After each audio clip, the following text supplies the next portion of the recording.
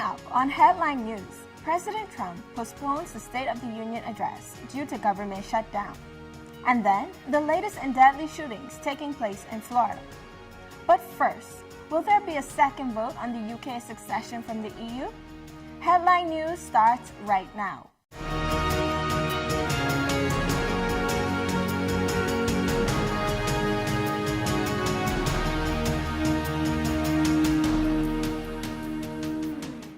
Hi, and welcome back to JBCN's segment Headline News. I'm Denisha Demerit, reporting the top 3 news stories you need to know.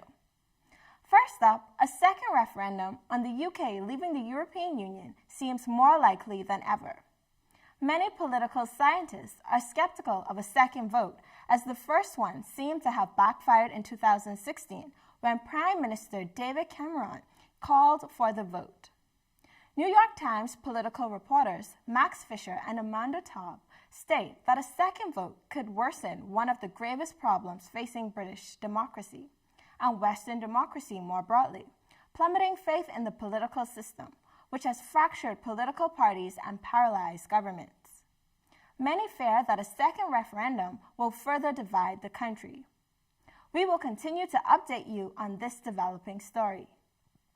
In other news, the longest government shutdown in American history continues as President Trump says he will delay the State of the Union address until after the shutdown ends. On Wednesday, Trump tweeted, "As the shutdown was going on, Nancy Pelosi asked me to give the State of the Union address. I agreed.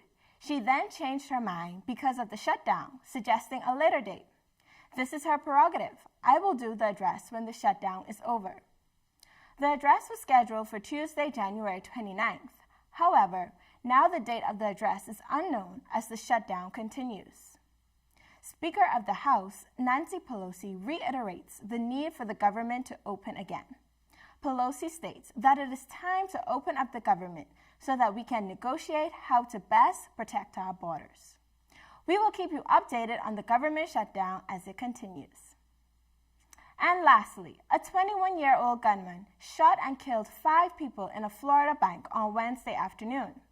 Zafin Zaver entered SunTrust Bank in the small town of Sebring, Florida, and opened fire on 5 people who were in the bank at the time.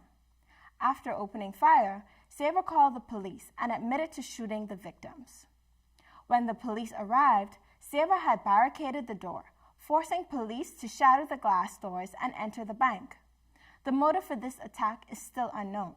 However, it probes the topic of gun control laws in Florida, as this is just the latest of several shootings that have taken place in this state.